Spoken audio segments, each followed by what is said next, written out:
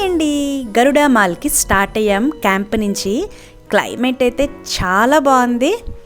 Weather report చూపిస్తేనేమో cloudy అనే ఉందండి, వర్షం పడదు అని చెప్పేసి. కానీ వర్షం భయంకరంగా పడిందనమాట. ఇదిగోండి ఇంకా ఆగిపోయాం అక్కడ.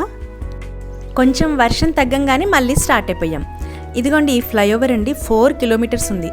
ఇంకా వర్షం పడుతుందని అందరూ రైట్ సైడ్ బైక్ మీద వచ్చిన వాళ్ళందరూ ఆగిపోయారు. ఇంకా మేము ఆగిపోయామండి. 1 అవర్ ఉండిపోయాం అక్కడ. ఇంకా ఏం చేయలేక బైక్ అక్కడ హాస్పిటల్ దగ్గర పెట్టేసి మేము ఇంకా ఆటోలో మాల్ దగ్గరికి వచ్చేసాం. హైదరాబాద్లో ఉంటే మొత్తం కార్లోనే తిరుగుతాం కదా, బెంగళూరు వస్తే బైక్లో వెళ్ళొచ్చు అనుకుంటే ఇక్కడికి వస్తే చూసారా పరిస్థితి.